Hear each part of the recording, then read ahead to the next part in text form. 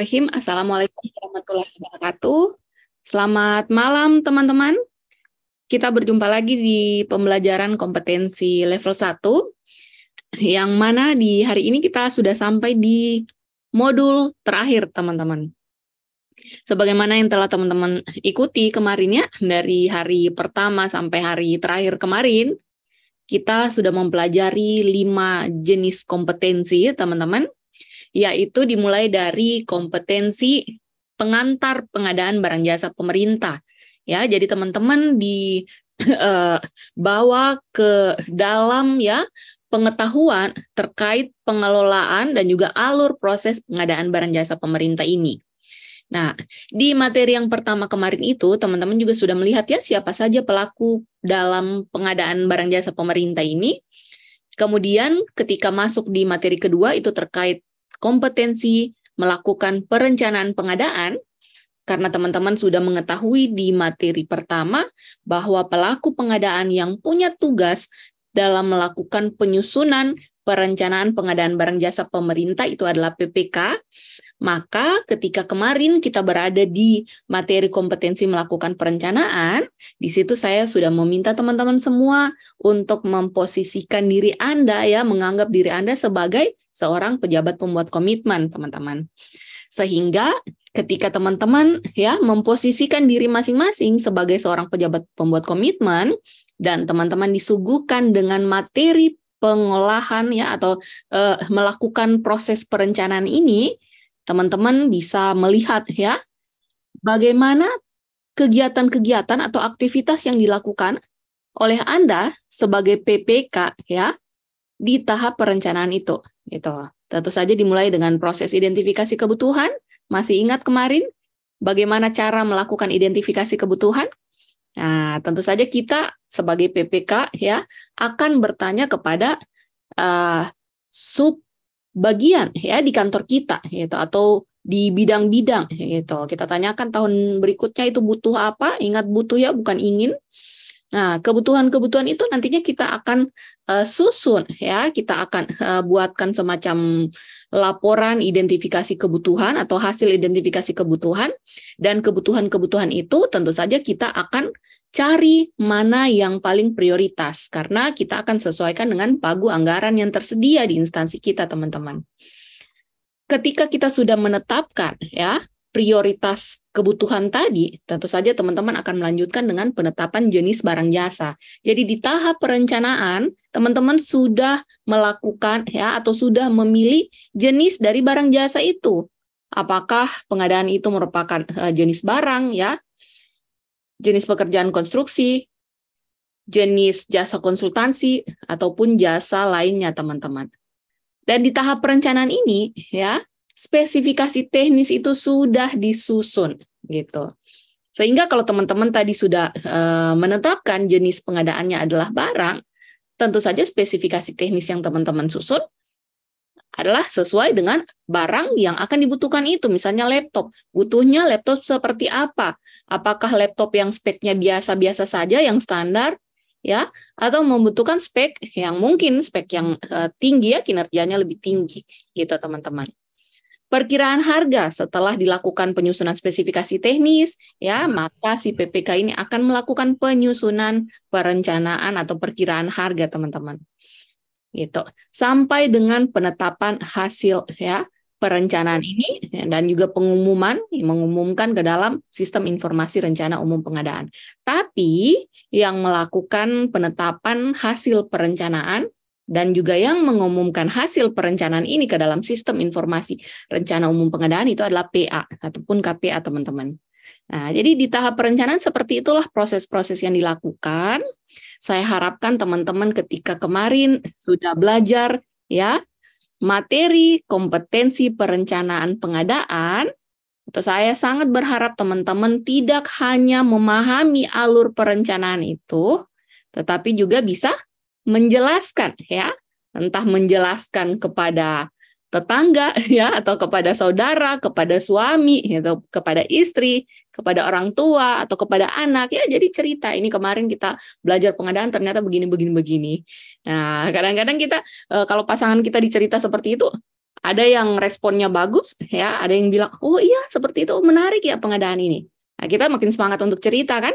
Nah, tapi ada yang ketika kita cerita, ya, jawabannya hanya tanggapannya hanya ini ya, oh hanya itu terus yang dibahas gitu. Ini pengadaan-pengadaan terus gitu. Nah, teman-teman jangan berkecil hati karena uh, indikator keberhasilan pembelajaran kita ini menjelaskan teman-teman, bukan sekedar memahami. Jadi walaupun ada respon seperti itu tidak masalah karena yang dicapai ya di sini itu adalah kemampuan teman-teman dalam menjelaskan. Yang penting sudah bisa menjelaskan alur proses perencanaan itu, berarti teman-teman sudah berhasil ya dalam kompetensi melakukan perencanaan. Sehingga nanti ketika teman-teman ketemu soal ujian dengan indikator soal ya analisa atau mengidentifikasi, ini teman-teman akan terasa lebih mudah teman-teman dalam menjawab soal itu, dalam menganalisa soal itu. Jadi itulah teknik untuk menaklukkan soal ujian kompetensi level 1 untuk bank soal yang terbaru ini teman-teman.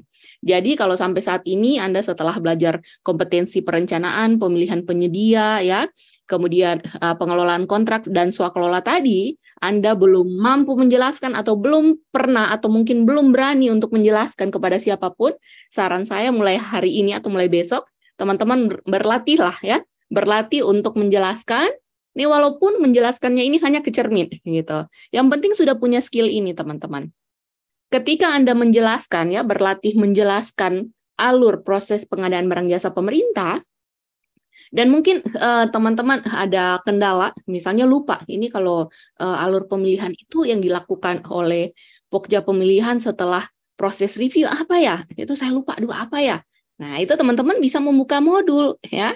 Nah, jadi proses pembelajarannya seperti itu teman-teman akan sangat efektif ketimbang teman-teman hanya baca modul, hanya ikut pemaparan lewat Zoom, hanya latihan soal ya, dibanding teman-teman sudah melakukan ya, menjelaskan seperti itu teman-teman. Nah, itu strategi yang sangat efektif sekali buat teman-teman ya untuk mengukur kemampuan Anda.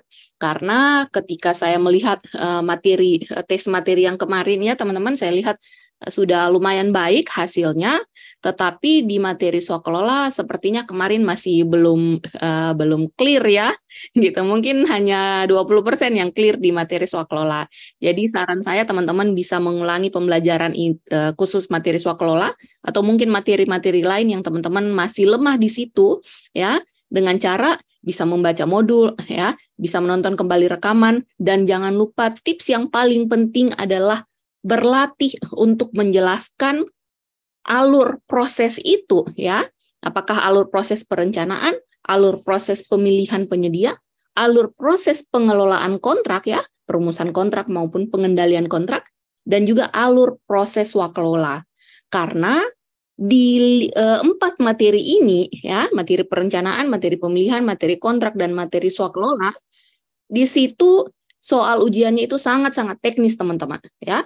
Kebanyakan soal dari 4 kompetensi ini adalah soal-soal analisa gitu. Jadi soal studi kasus yang membutuhkan kemampuan untuk berpikir kritis di situ teman-teman. Nah, jadi seperti itu tipsnya untuk saat ini. Nanti tips dan juga strategi lulus ujian dengan nilai di atas 80 itu saya akan sharing setelah pembelajaran hari ini. Jadi insya Allah besok kita mulai sharing strategi untuk lulus ujiannya, sekaligus latihan soal, latihan tryout, dan kita akan diskusi ya kemampuan teman-teman yang saat ini sudah teman-teman lakukan. Mungkin ya ada yang mungkin masih lemah di materi mana, atau ada mungkin yang sudah menguasai materi yang mana gitu. Itu kita akan diskusikan di hari berikutnya teman-teman. Dan pada hari ini kita sudah sampai ke materi kompetensi yang terakhir, yaitu terkait pengantar manajemen rantai pasok. Nah, mungkin di kelas ini ada yang sudah pernah menonton rekaman saya di YouTube ya terkait pengelolaan rantai pasok ini, terutama di pembahasan atau pemaparan materi SCM yang masih tahun kemarin, yaitu ketika kami pertama kali buka kelas The Sky ini, itu batch 1 kalau saya tidak salah ingat. Di situ saya menjelaskan secara detail bagaimana konsep dari manajemen rantai pasok. Tapi hari ini saya akan menjelaskannya kembali karena materi ini masih sering tidak dipahami oleh peserta ujian, ya, peserta pelatihan gitu. Padahal sebenarnya materi rantai pasok ini sangat bukan materi teknis gitu ya, masih bersifat umum teman-teman. Tapi memang di materi kompetensi pengantar manajemen rantai pasok ini, kadang-kadang kita sering dibingungkan dengan istilah-istilah yang ada di dalamnya. Untuk itu, pada kesempatan hari ini, teman-teman akan saya seri, ya. Kita juga di sini akan berdiskusi apa saja istilah-istilah yang ada di dalam materi pengantar SCM ini, teman-teman. Untuk indikator keberhasilan, ya, seperti hari-hari sebelumnya, tentu saja indikator yang diharapkan, ya, indikator keberhasilan kita atau capaian yang diharapkan dalam kelas pengadaan barang jasa pemerintah level 1 ini, itu adalah menjelaskan, bukan lagi atau bukan sekedar memahami, apalagi sekedar mengetahui, gitu. Jadi menjelaskan, ya. Nah, ini yang perlu dilatih sejak hari kemarin sebenarnya, teman-teman. Di materi SCM ini, ya, pengantar SCM ini hanya pengantarnya saja, teman-teman. Jadi bukan materi teknis, hanya kulit luarnya saja, ya. Di sini teman-teman akan mempelajari konsep dasar dari manajemen rantai pasok atau supply chain management, ya. Kemudian keterkaitan pengadaan barang jasa dengan manajemen rantai pasok. Karena manajemen rantai pasok ini merupakan materi baru, ya, baru ada di kurikulum kompetensi level 1. Di tingkat dasar kemarin kita tidak mempelajari materi SCM ini, teman-teman. Dan untuk poin ketiga yang akan kita pelajari adalah penerapan SCM di dalam pengadaan barang jasa pemerintah.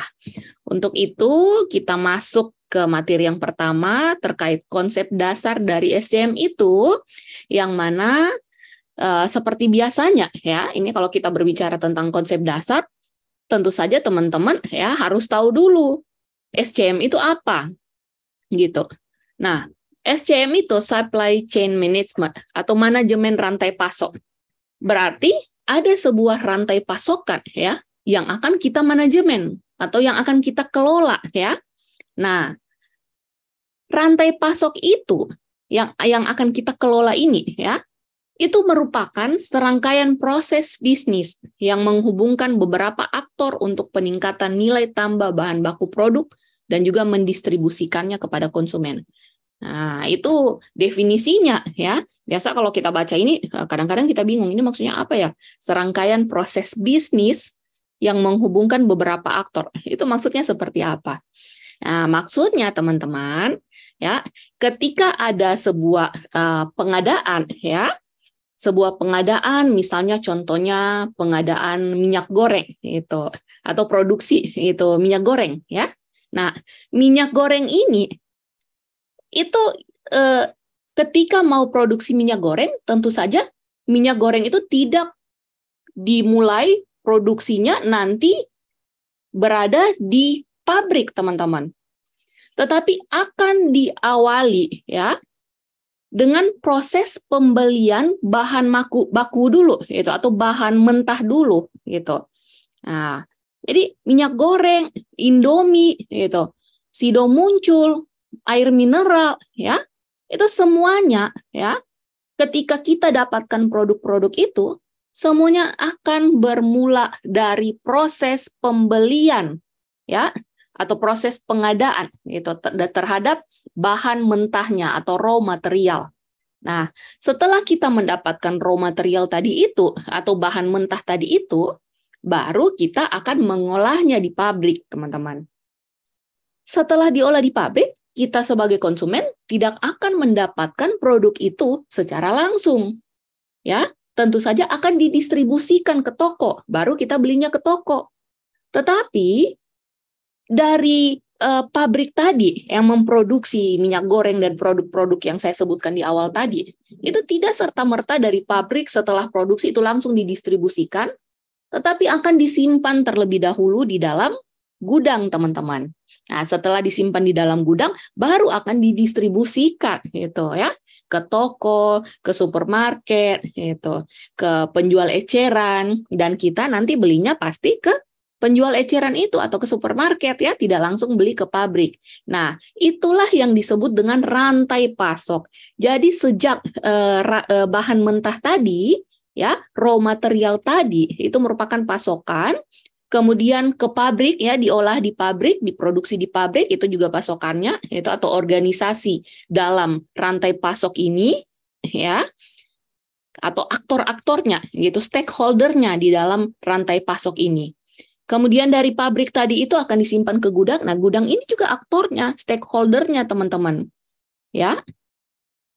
Dari gudang tadi ke toko, didistribusikan gitu ke toko. Nah, ini juga stakeholder-nya, yaitu sampai ke tangan pelanggan. Nah, stakeholder tadi ini itu tentu saja akan saling berhubungan, ya, membentuk mata rantai, teman-teman. Makanya disebut dengan rantai pasok. Yang mana pasokan itu berarti stok ya, atau produk semacam itu. Jadi dia akan membentuk rantai dan akan didistribusikan seperti itu. Akan mengalir pasokan ini. Nah, jadi seperti itu teman-teman. Di dalam rantai pasok ini ya, kita membaginya dalam 3 segmen itu. Segmen yang pertama kita sebutnya sebagai rantai pasok hulu atau upstream supply chain ya. Nah, upstream ini merupakan aktivitas dari suatu organisasi, korporasi atau institusi dengan para rekanan pemasok gitu. Nah, di sini dikasih contoh ya. Dapat berupa pabrik ya atau manufaktur, agen tunggal, distributor, perantara, pedagang eceran ya, hingga penyedia layanan jasa.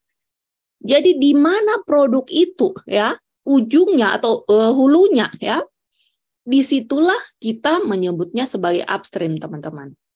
Misalnya untuk produk minyak goreng tadi, kita dapatkan dari raw material, berarti raw material itu merupakan rantai pasok hulunya ya. Kemudian nanti akan diproduksi di pabrik. Nah, itu hulunya teman-teman. Dari situ sumber atau asal muasalnya dari produk itu. Setelah upstream, ada namanya rantai pasok internal ya. Nah, di internal ini tentu saja yang segmen yang berada di tengah-tengah ya. Berarti setelah bahan mentah tadi diproduksi di pabrik, maka nantinya akan disimpan di dalam gudang. Nah, jadi gudang ini berada di tengah-tengah dari rantai pasokan itu ya. Nah, setelah rantai pasok internal, ini ada yang namanya rantai pasok hilir, teman-teman. Tentu saja hilir ini ya akan mendistribusikan produk yang tadinya disimpan di dalam gudang ya sampai ke tangan pelanggan gitu. Jadi dari rantai pasok yang ada tadi itu kita bagi ke dalam 3 segmen ya, segmen hulu, segmen yang di tengah-tengah internal, dan juga segmen hilir. Jadi seperti itu. Nah, ini sering muncul pada saat ujian soal ini ya, teman-teman. Jadi bisa dicatat kisi-kisi soalnya. Teman-teman cukup pahami bahwa hulu itu ada di mana, tadi sudah saya sebutkan. Internal itu posisinya di mana, dan juga hilir itu posisinya di mana. Tapi yang sering kali keluar pada saat ujian, ya bocoran-bocoran yang kemarin, itu biasanya hanya untuk rantai pasok ini, kebanyakan soalnya hanya soal-soal memahami, teman-teman. Misalnya ditanya, yang bukan termasuk segmen rantai pasok, seperti itu. Nah, jadi teman-teman cukup tahu saja ya, bahwa segmen rantai pasok itu ada 3. Jadi kalau ada pertanyaan seperti itu, tentu saja teman-teman lihat ya opsinya A, B, C, D, cari yang bukan dari ketiga statement ini, gitu, dari ketiga segmen ini, gitu ya. Nah, jadi seperti itu teman-teman. Lanjut lagi ke gambaran rantai pasok. Jadi seperti yang saya sebutkan di awal tadi, teman-teman, ketika teman-teman melihat ini ada produk di sekitar Anda, ya, mungkin di depan Anda ada air mineral, ya, atau mungkin di depan Anda ada buku tulis, ada ballpoint, atau ada laptop, ya. Semua produk-produk itu berasal dari yang namanya pemasok atau raw material, teman-teman. Penghasil bahan mentah, ya. Nah, jadi pemasok tadi itu, raw material itu ada yang pemasok tingkat 3, itu pemasok tingkat 2, pemasok tingkat 1.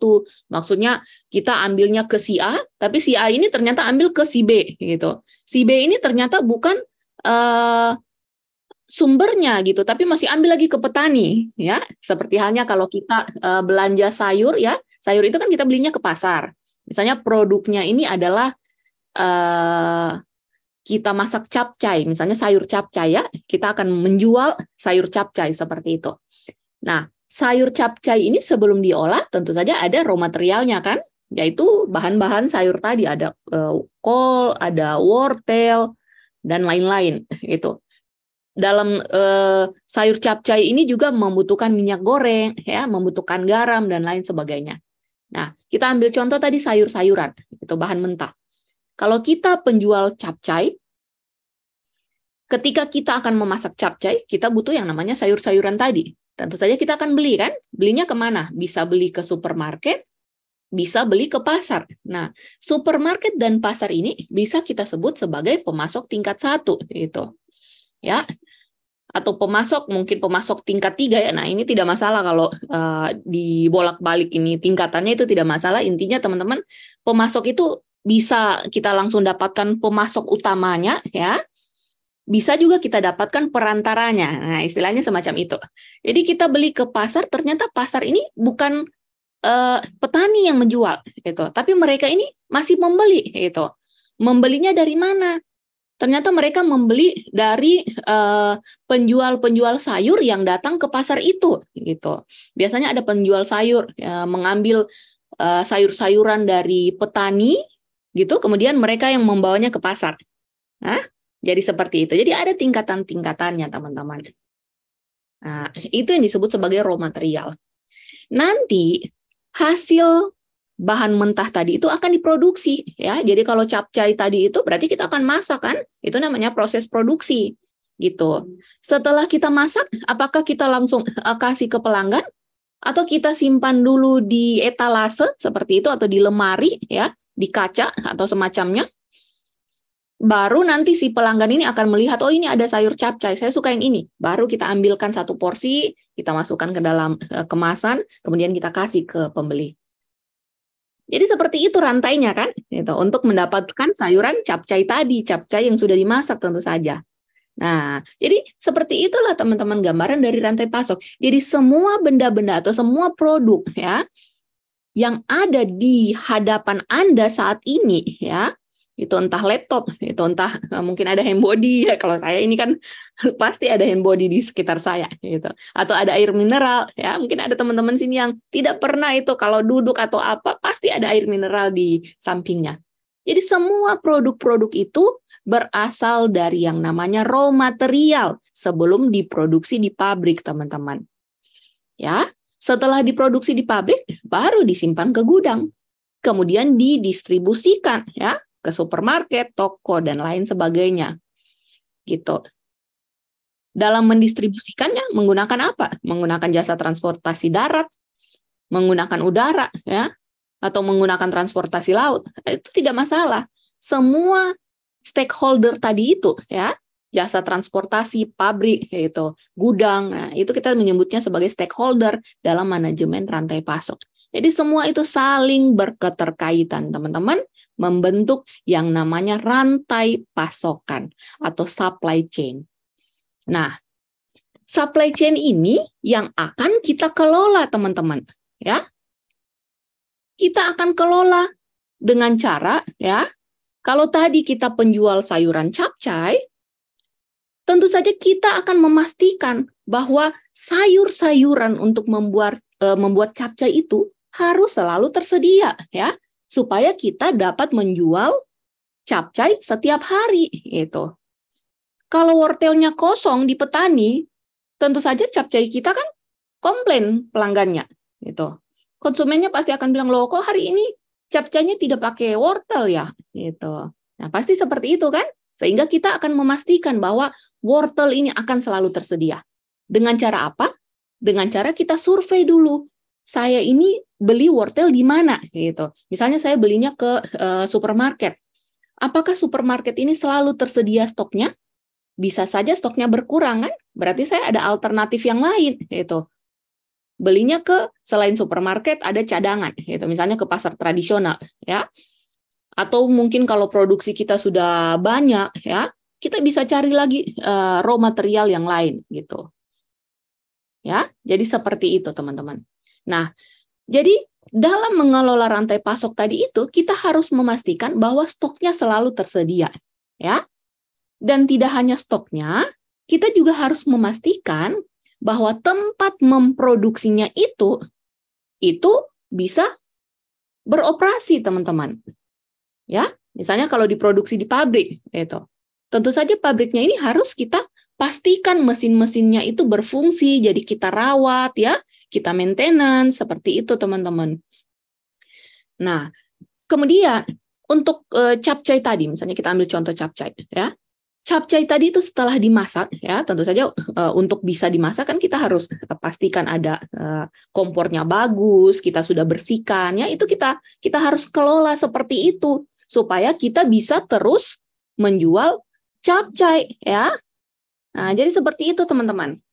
Ketika capcaynya sudah jadi, ada pelanggan yang langsung membeli di tempat, ya, langsung kita serahkan capcaynya, tapi ada yang pesan lewat online, ya. Sehingga kita butuh kurir. Nah, kurir ini juga yang harus kita kelola, gitu. Kalau supaya kita bisa menjual capcay dan memuaskan pelanggan, ya, intinya seperti itu manajemen rantai pasok ini, teman-teman. Kita bisa memberi kepuasan terhadap pelanggan, tentu saja ketika mereka order lewat online, mereka ya tidak butuh waktu lama untuk menunggu capcay itu sampai di tempat mereka, gitu. Nah, sehingga kita sebagai penjual harus memastikan bahwa ini ada kurir langganan kita. Jadi dia stay, ya, ketika ada orderan dia langsung antar pada saat itu. Sehingga capcaynya ini masih panas-panas diterima oleh pelanggan. Apakah tidak puas pelanggannya kalau ketemu penjual seperti itu? Tentu saja dia akan puas, ya, ketimbang dia menunggu lama, ini sudah lapar, ya, tunggu nasi gorengnya lama, gitu, tunggu capcaynya lama, itu sudah ditunggu setengah jam, datangnya pas datang makanan itu sudah dingin, kan tidak puas, gitu. Si pelanggan ini akan berpikir 2 kali untuk belanja di tempat kita. Jadi semua produk-produk yang ada di sekitar kita, teman-teman, seperti itulah proses manajemen rantai pasok yang dilakukan oleh si penjualnya, gitu. Atau misalnya Indofood, berarti PT Indofood, ya, tim manajemennya mengelola rantai pasok seperti itu, teman-teman. Mereka akan pastikan bahwa bahan-bahan pembuat mie tadi itu, mie instan itu, ya, apakah itu mie-nya, ya, dari apa, tepung tapioka atau apa semacam itu, kemudian bumbu-bumbunya, itu semuanya itu selalu tersedia sehingga pabrik bisa terus berproduksi, gitu. Kalau terus berproduksi berarti stoknya selalu tersedia, ya, dan bisa memenuhi kebutuhan dari pelanggan, gitu. Kalau satu saja rantai stakeholder tadi ini yang mogok atau tidak tersedia stoknya, ya, misalnya tadi mie goreng, ternyata tidak, mie instan tadi itu yang membutuhkan bumbu-bumbu, diantaranya butuh minyak, ternyata minyaknya ini tidak tersedia pada saat akan dilakukan produksi, gitu. Tentu saja produksinya kan bisa terhenti pada saat itu, kan? Dan ketika pelanggan butuh Indomie itu atau butuh mie instan, itu stoknya tidak tersedia. Nah, kemungkinan si pelanggan ini itu akan memilih produk yang lain, merek yang lain, seperti itu, teman-teman. Nah, ini yang dihindari oleh perusahaan-perusahaan yang sudah besar, baik perusahaan di Indonesia maupun perusahaan yang ada di mancanegara, teman-teman. Itu mereka tidak mau pelanggan mereka ini lari ke merek lain, sehingga mereka melakukan proses manajemen rantai pasok ini, ya, mulai dari yang segmen pertamanya dijamin ketersediaannya, tentu saja selain menjamin ketersediaan, ya, dari si raw material tadi itu, mereka juga akan mencari mana raw material yang menjual, ya, bahan-bahan ini dengan harga yang lebih murah tapi kualitasnya bagus, gitu. Nah, jadi seperti inilah teman-teman proses dari manajemen rantai pasok, sehingga manajemen rantai pasok itu merupakan manajemen yang meliputi perencanaan, ya, pengelolaan semua kegiatan yang terlibat dalam identifikasi sumber daya, ya. Jadi diidentifikasi nanti mau beli bahan kol tadi itu ya, kol kemudian wortel dan lain-lain itu belinya di mana. Jadi diidentifikasi sumber daya yang tersedia gitu. Dan juga pengadaan atau sourcing dan procurement ya. Nah, jadi dikelola juga bagaimana nanti proses pembeliannya, transaksinya gitu. Kita akan dapatkan harga berapa ya? Apakah kita bisa melakukan penawaran di situ, mendapatkan produk dengan harga yang sedikit lebih murah? Itu. Nah, ini yang akan mereka kelola, teman-teman. Ya. Kemudian kegiatan konversi dan semua kegiatan dalam manajemen logistik. Inilah yang dilakukan dalam manajemen rantai pasok. Nah, sampai saat ini mungkin ada peningkatan kemampuan atau pengetahuan yang teman-teman dapatkan setelah saya menjelaskan konsep dasar dari manajemen rantai pasok. Kira-kira di kelas ini ada yang mulai memahami ya, atau sudah merasa paham dengan konsep dari manajemen rantai pasok. Bisa kasih emoticon di kolom chat, mungkin jempol ya, atau kasih love atau apapun itu, atau tulis clear, paham, lanjut, biar saya tahu kalau teman-teman bisa mengikuti ya pembelajaran ini gitu. Karena manajemen rantai pasok ini masih banyak orang yang sering bingung ya di konsep dasar manajemen rantai pasok. Padahal sebenarnya sederhana ya materi rantai pasok ini, teman-teman.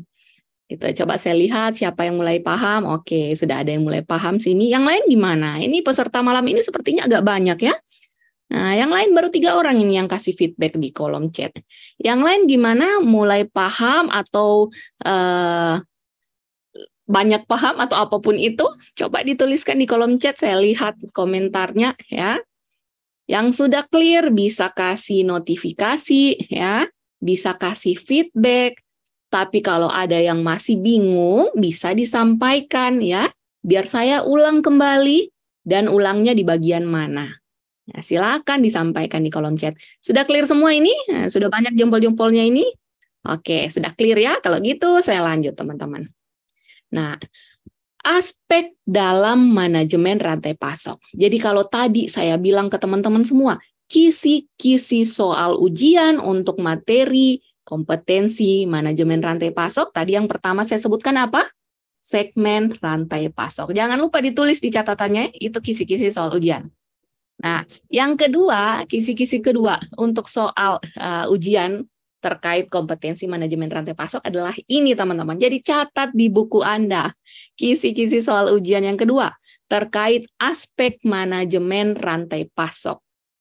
Nah, jadi tadi teman-teman sudah melihat ya, perusahaan-perusahaan itu akan berusaha ya untuk menjamin produknya itu selalu tersedia dengan harga yang relatif terjangkau gitu. Tujuannya apa? Tentu saja supaya pelanggan puas ya, seperti itu, teman-teman. Nah, aspek dalam mengelola rantai pasok tadi itu terdiri atas 5 ya, dan kita membaginya atas 2 kategori. Yang pertama adalah untuk memenuhi kebutuhan dari pelanggan gitu. Dan yang kedua adalah untuk memenuhi kepentingan perusahaan atau organisasi. Nah, jadi ada 2 kepentingan sini yang harus kita seimbangkan di dalam mengelola manajemen rantai pasok ini, teman-teman. Nah, untuk yang kebutuhan pelanggan itu ada di nomor 1 ya, nomor 2 dan juga nomor 3. Apakah itu? Yang pertama, terkait keandalan. Nah, ini sering keluar pada saat ujian ya, jadi tolong dicatat. Keandalan atau reliability ya, merupakan kemampuan untuk menciptakan atau memproduksi barang jasa yang berkualitas sesuai dengan harapan pelanggan atau pemangku kepentingan gitu. Misalnya, tadi penjual capcay. Suatu hari penjual sayur capcay tadi ini itu memasukkan garam yang agak banyak sedikit sehingga sayuran capcaynya itu keasinan gitu. Kira-kira ini pelanggannya akan puas ya sesuai kebutuhannya atau malah malah merasa aduh kenapa ya rasanya ini tidak enak hari ini gitu. Nah, tentu saja bisa terjawab kan, ya, bisa dibayangkan ya teman-teman. Nah, itulah yang disebut sebagai keandalan ini teman-teman, atau reliability ya. Jadi itu terkait kualitas, sehingga si perusahaan ini ya, seperti tadi penjual capcay tadi itu, supaya dia bisa mengelola rantai pasok dengan baik ya, maka dia harus terus menjaga kualitasnya. Nah, itu kita kenal dengan istilah ini, keandalan atau reliability gitu ya. Nah, jadi ini ciri dari rantai pasok, manajemen rantai pasok yang berjalan dengan baik di suatu perusahaan. Gitu. Jadi kalau ada soal ujian itu terkait aspek manajemen rantai pasok ini, atau ciri sebuah perusahaan menjalankan manajemen rantai pasok dengan baik. Di soal ujiannya disebutkan, ya lihat kata kuncinya ya. Nah, kata kuncinya yang ada pada soal itu menyebut terkait kualitas gitu. Ya. Nah, berarti jawabannya kalau teman-teman pilih ya pasti yang ini kan, keandalan ini atau reliability gitu. Ini bahasa Inggrisnya apa ya? Nanti teman-teman bisa ini ya. Jadi memang yang bikin banyak orang sering bingung di materi MRP ini atau SCM ini adalah istilah-istilah ini teman-teman. Nih, jadi tidak sedikit orang yang kebingungan ini untuk menghafal, aduh apa reliability atau apa seperti itu. Ya. Tapi intinya teman-teman, untuk aspek manajemen rantai pasok, ingat saja ada 2 R yang ada di situ gitu. Ya. Yang perlu teman-teman ingat, yang pertama itu respon gitu. Yang kedua itu salah satunya itu adalah respon ya.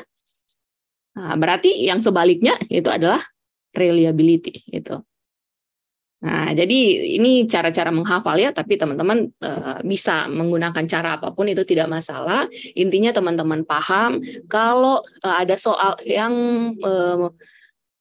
menceritakan tentang ciri-ciri manajemen rantai pasok yang berjalan dengan baik dalam suatu perusahaan, itu ingatlah teman-teman kalau untuk kualitas itu berkaitan dengan keandalan atau reliability ini. Jadi pilihlah opsi yang menyebutkan istilah ini. Ya. Oke, yang kedua, responsif gitu. Nah, responsiveness ini itu kan respon gitu. Misalnya saya berbicara kepada Anda semua, tapi Andanya tidak ada respon di kolom chat gitu kan? Nah, gimana kira-kira kalau seperti itu? Di dalam manajemen rantai pasok juga seperti itu, teman-teman. Jadi butuh respon. Misalnya si pelanggannya gitu. Yang tadi saya sebutkan ini pelanggan capcay. Itu telepon ke penjual order capcaynya itu ini karena sudah lapar ya. Nah, tapi kurirnya ini lama sampai ke tempatnya pelanggan. Gitu. Nah, tentu saja pelanggan ini tidak akan berpikir untuk order kedua kalinya kan, gitu. Apalagi kalau sudah 2 kali order, 3 kali order dan masih sama terjadi seperti itu lamban dalam merespon ya. Atau biasanya kita kalau chat ya mau order dong, itu dibalas lama sekali gitu. Nah, pasti pelanggannya ini sudah order di tempat lain. Nah, jadi perusahaan-perusahaan itu ya akan menjamin ini teman-teman responnya gitu. Sehingga seringkali ya si perusahaan-perusahaan ini itu ada bagian admin tersendirinya atau ada bagian apa ya namanya untuk tempat order seperti itu. Nah, di The Sky juga seperti itu. The Sky kan perusahaan. Mereka ini menggunakan admin supaya bisa cepat respon ya. Nah, ini adalah salah satu ciri bahwa dalam perusahaan itu ya dilakukanlah proses manajemen rantai pasok ini. Jadi responsif itu berkaitan dengan kecepatan dalam memenuhi permintaan pelanggan dengan lebih cepat, ya seperti itu. Jadi kalau di chat itu lama dibalas, nah pasti pelanggan itu ini kan kecewa gitu. Nah, seringkali seperti itu. Nah, inilah yang akan dijamin oleh perusahaan atau diupayakan sebisa mungkin oleh si perusahaan supaya aspek-aspek ini terpenuhi, teman-teman. Ya, jadi ini berkaitan dengan kebutuhan pelanggan. Yang ketiga, terkait agility atau fleksibel dan juga adaptif. Ini merupakan kemampuan dari organisasi atau suatu perusahaan dalam merespon perubahan yang terjadi di lapangan secara fleksibel. Contohnya, penjual capcay tadi ya, yang sangat laku sekali jualannya, ketemu masa COVID gitu. Nah, ini selapar-laparnya orang pasti akan berpikir ya untuk beli capcay tadi ini gitu. Makanya si penjual capcay ini harus inovatif ya. Harus melihat ini perkembangan zaman. Situasi saat ini sedang COVID, pasti orang takut keluar rumah dan memang tidak diperbolehkan untuk keluar rumah. Ya carilah alternatif bagaimana caranya gitu. Dengan cara menjual online gitu, gunakan marketplace ya, sehingga tidak lagi buka toko langsung ya seperti itu, karena pasti pelanggan akan berpikir kalau dia buka toko banyak pelanggan yang datang ke situ berkumpul di situ ya, bisa-bisa terjadi penyebaran COVID. Nah, jadi harus inovatif teman-teman. Di sini juga teman-teman bisa melihat contoh-contohnya yang dilakukan oleh lembaga-lembaga pelatihan. Kalau dulu ya kan banyak sekali lembaga pelatihan yang melakukan pelatihan-pelatihan secara offline. Tapi pas COVID ya, nah itu mereka pertama kan stop aktivitasnya gitu. Bingung semua. Aduh bagaimana ini, yang para pengajarnya ini jadi bingung juga, aduh kita sudah tidak mengajar lagi gitu kan. Nah, sehingga lembaga-lembaga pelatihan yang memiliki inovatif ya, memiliki inovasi gitu ya. Nah, itu mencetuskan atau meluncurkan itu aplikasi e-learning semacam itu, teman-teman. Sehingga orang-orang atau konsumennya ya, target ininya apa ya namanya? Target konsumennya semacam itu bisa mendapatkan ilmu ya, pengetahuan, bisa mendapatkan pelatihan dengan cara yang lebih praktis gitu. Nah, jadi cara-cara seperti ini yang disebut dengan fleksibel ataupun adaptif ya. Ini tentu saja untuk memenuhi kebutuhan dari pelanggan gitu. Sedangkan yang kedua tadi ini ya, itu yang memenuhi kepentingan perusahaan atau organisasi. Yang pertama adalah efisiensi. Nah, efisiensi ini merupakan kemampuan untuk menggunakan biaya secara efisien gitu. Nah, jadi kalau tadi pabriknya itu mungkin menggunakan mesin yang sangat banyak gitu ya. Nah, itu bisa mereka mungkin akan pikirkan bagaimana ya caranya supaya mesin ini, misalnya ada mesin kalau mau memproduksi itu kapasitasnya hanya sekian gitu. Padahal mesin ini beroperasi itu sampai 3-4 kali mungkin dalam sehari.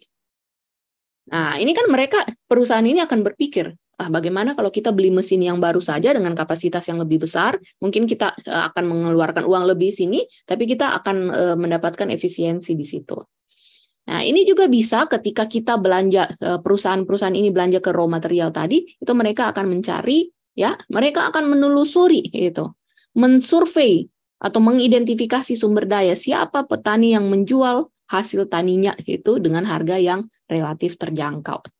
Ya, jadi mereka akan melakukan penelusuran pasokan hingga sampai ke raw material tadi itu, atau petani ya yang menghasilkan yang tangan pertamanya.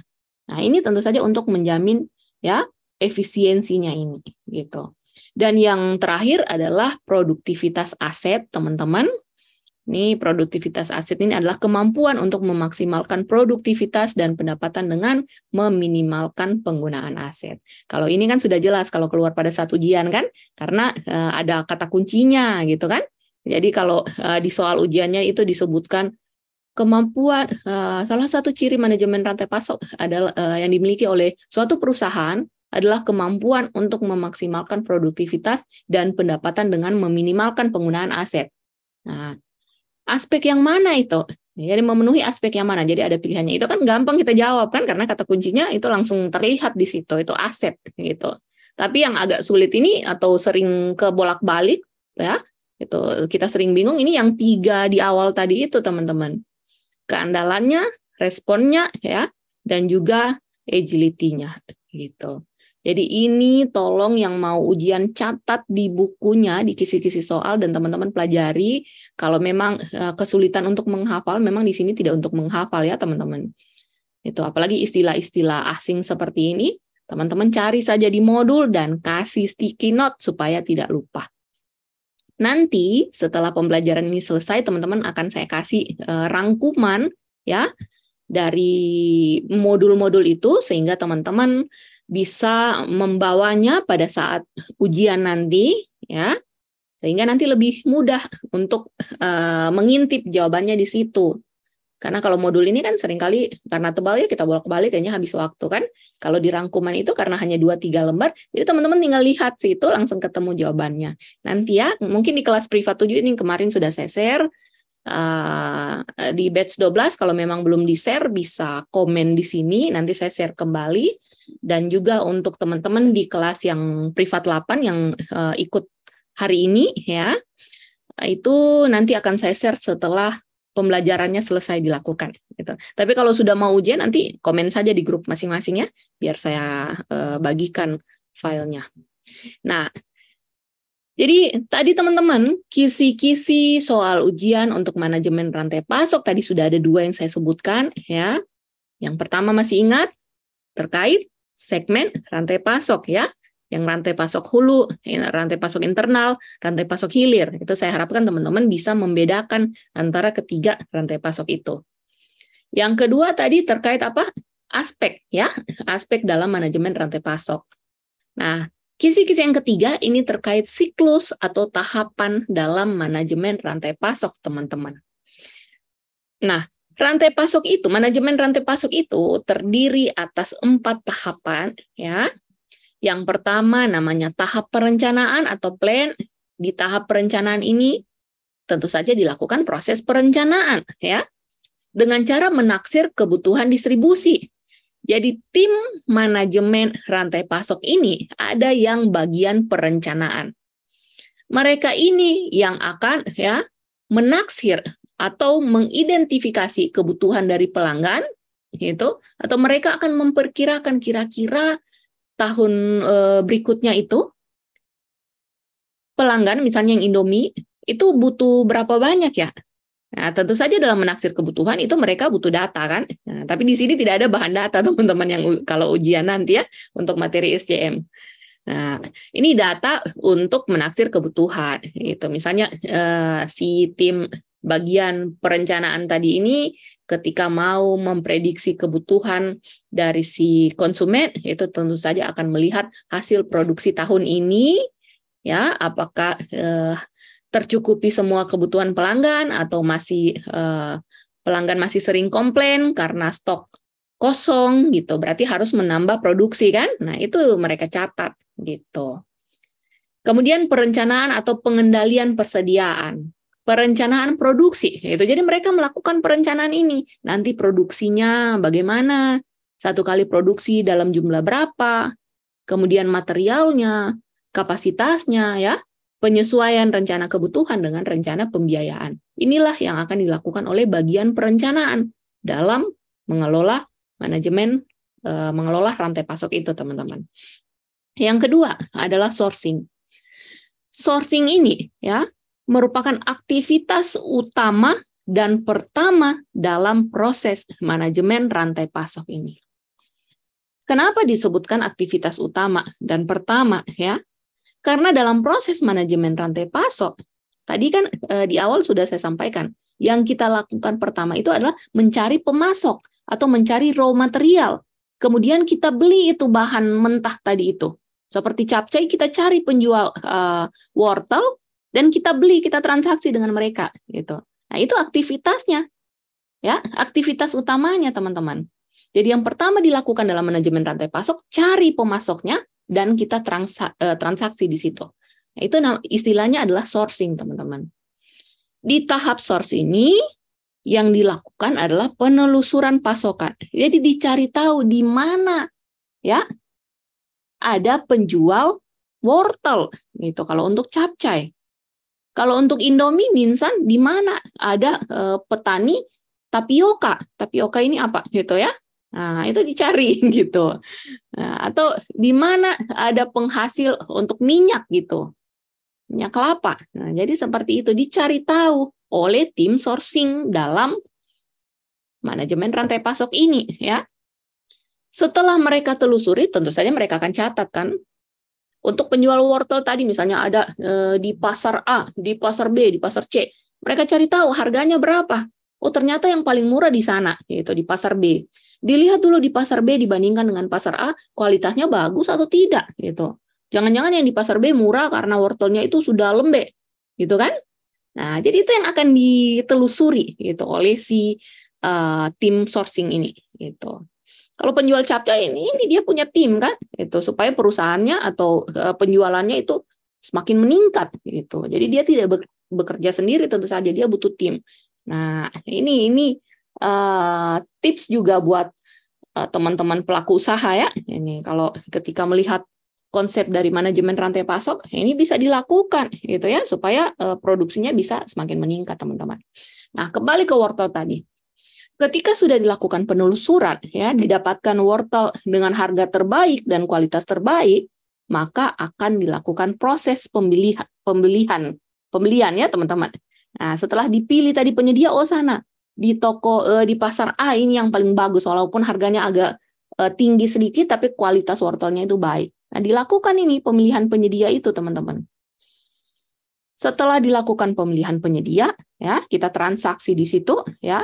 Kemudian kita bawa ini, itu wortel-wortel itu tadi ke dapurnya pembuat capcay tadi itu, gitu. Setelah datang, ya wortel-wortel itu kan akan diperiksa, gitu, akan diterima, akan diperiksa, ya, akan disortir, apakah wortel-wortel yang datang itu semuanya dalam kondisi bagus, atau mungkin ada yang sudah busuk, ya, karena lama di jalan, di pengiriman seperti itu.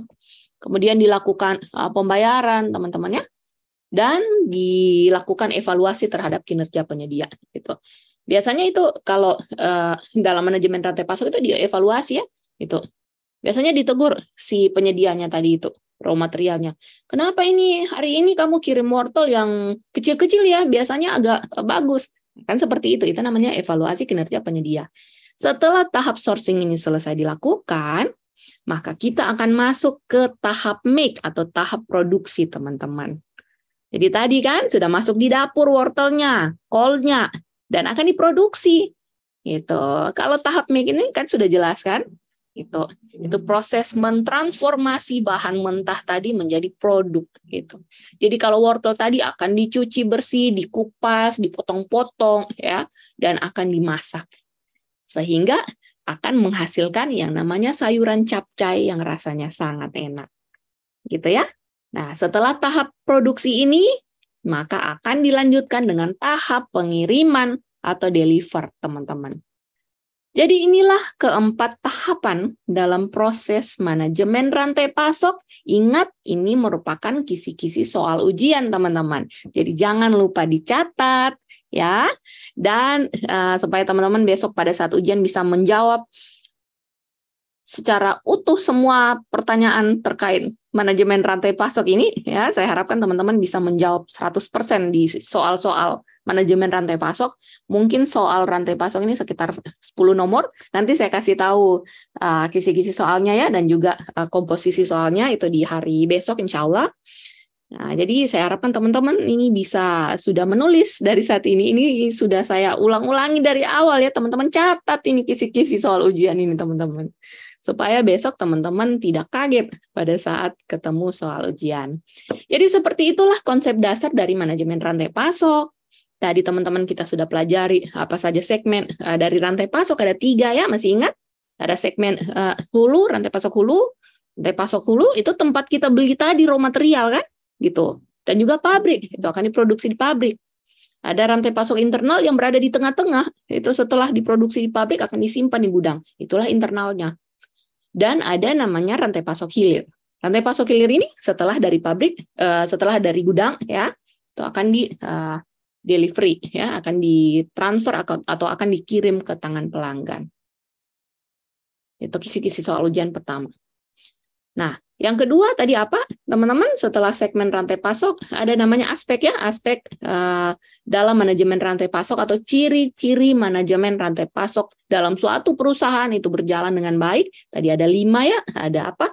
Reliability atau keandalan, kata kuncinya adalah kualitas ya. Kemudian yang kedua tadi apa ya? Saya lupa. Apa ada yang masih ingat? Bisa tulis di kolom chat. Yaitu responsiveness atau responnya ya, kemampuan untuk apa? Kemampuan untuk apa tadi? Memenuhi permintaan pelanggan. Memenuhi permintaan pelanggan. Oke. Kemudian yang ketiga tadi apa ya? Ini karena bahasa Inggris sering lupa. Apa tadi yang ketiga? Agility. Agility, ya, terkait fleksibilitas dan juga adaptif, teman-teman. Nah, berarti kalau adaptif, dia mampu menyesuaikan dengan perubahan yang terjadi di lingkungan, ya. Nah, kemudian yang keempat tadi apa, masih ingat? Efisiensi. Efisiensi. Kalau efisiensi ini jelas ya. Itu berarti si perusahaan ini akan mencari bahan-bahan mentah tadi itu yang harganya relatif murah dengan kualitas yang baik supaya perusahaannya bisa untung gitu ya. Dan yang terakhir tadi apa?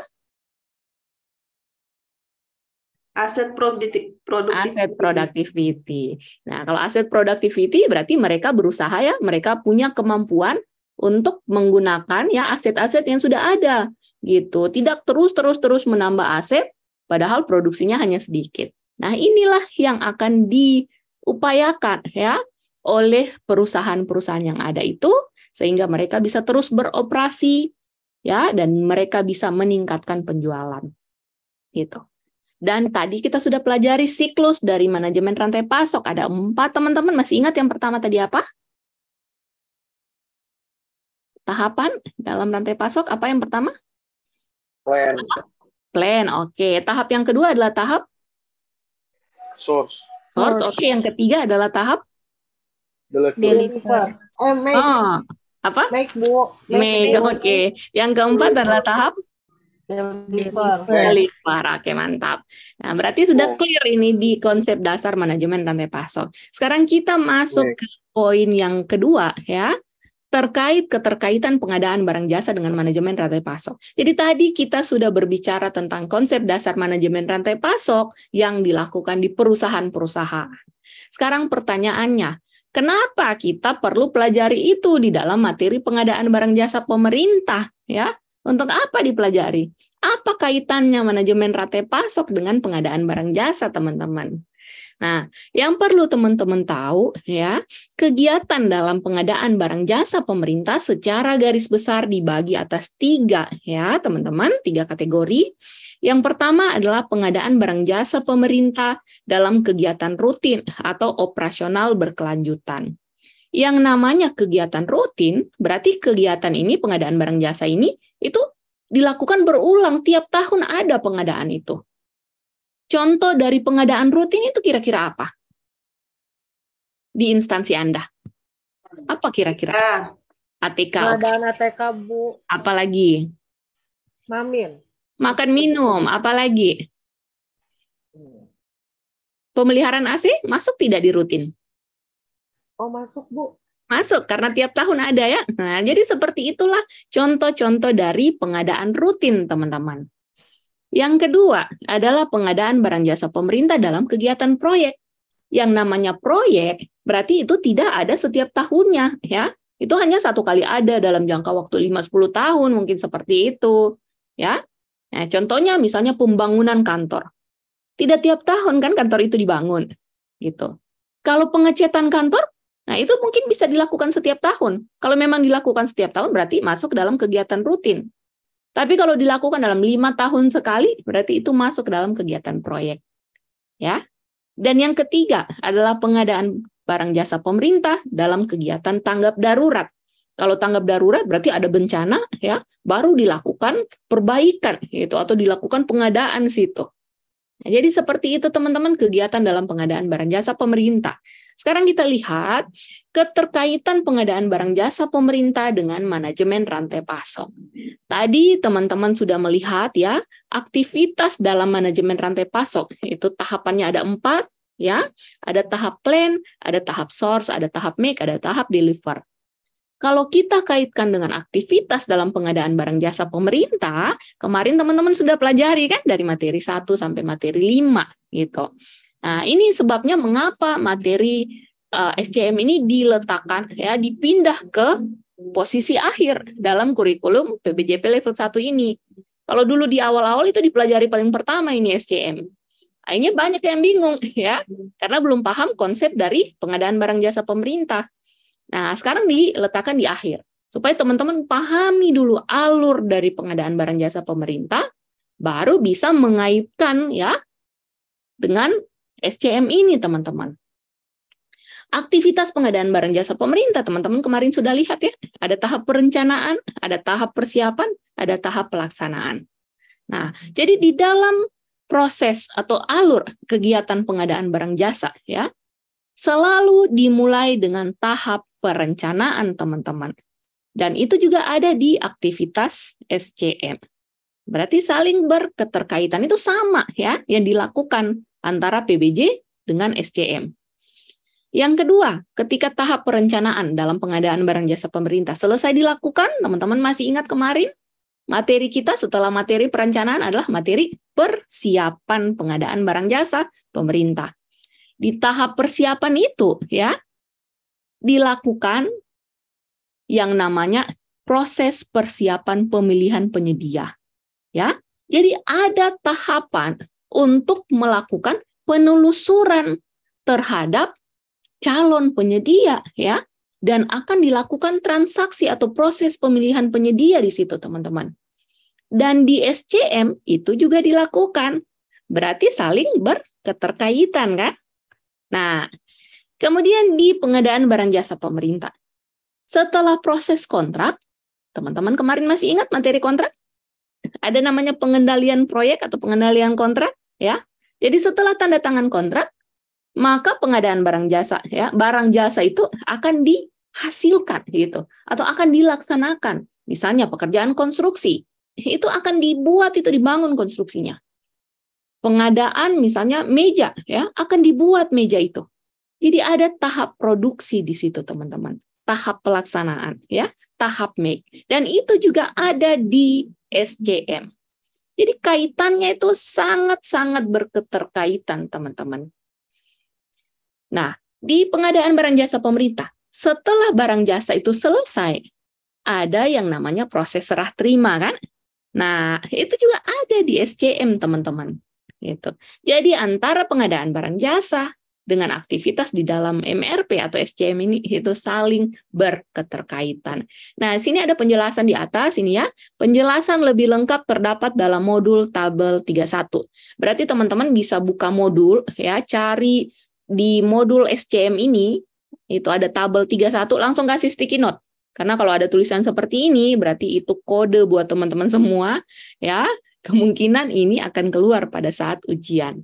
Jadi jangan lupa dikasih sticky note untuk modul ya SCM di tabel 31 gitu. Nah, ini lagi kisi-kisi soal berikutnya, teman-teman. Ini sering keluar pada saat ujian. Ini bocorannya ya, teman-teman kemarin yang sudah ujian gitu. Nah, karakteristik dalam rantai pasok organisasi pemerintah. Karena tadi di awal konsep dasar SCM itu kita hanya melihat dari kulit luarnya saja, gambaran umum dari rantai pasok itu, manajemen rantai pasok. Kalau sekarang ini kita sudah masuk ke ranah ya pemerintahan, teman-teman. Jadi SCM yang dilakukan di pemerintahan atau organisasi pemerintah. Ada 3 karakter ya. Yang pertama namanya rantai pasok pendek. Teman-teman bisa lihat sini ya. Rantai pasok pendek ini hanya terdiri atas 2 organisasi atau 2 stakeholder, teman-teman. Ada namanya pemasok, ada namanya internal organisasi.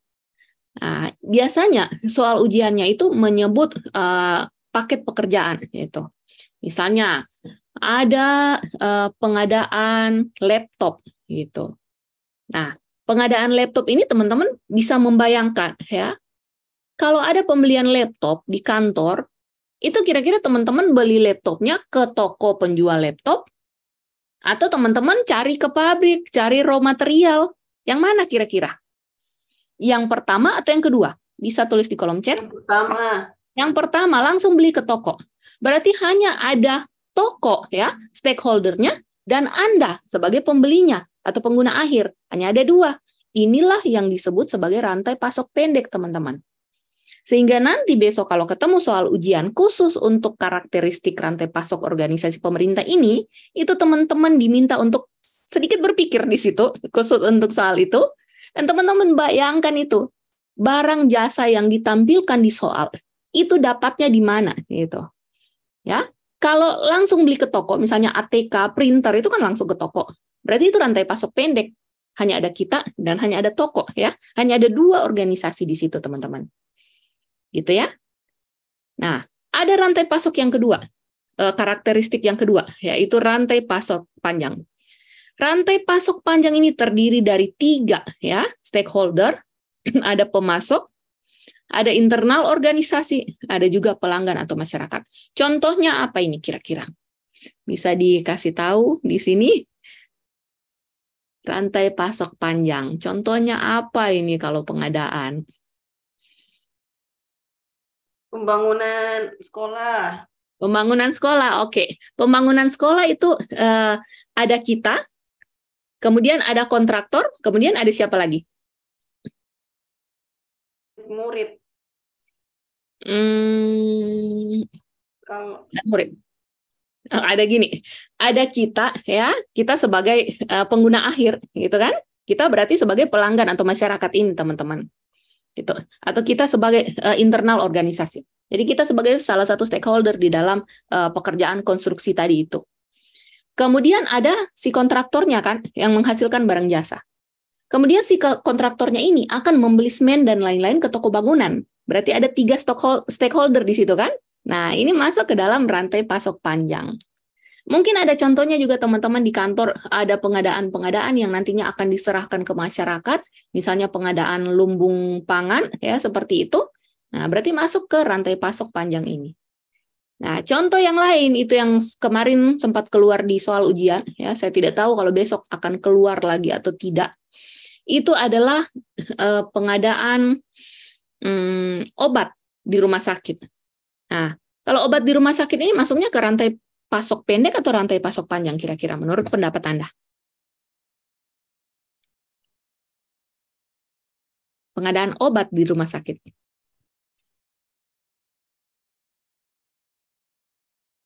Masuk ke rantai pasok mana?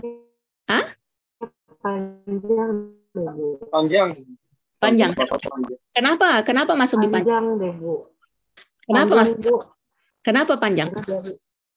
Dari pemasok masuk ke rumah sakit, kemudian masuk ke kita, Bu, pasien, Bu. Mantap. Jadi seperti itu ya, ada 3 stakeholder di situ.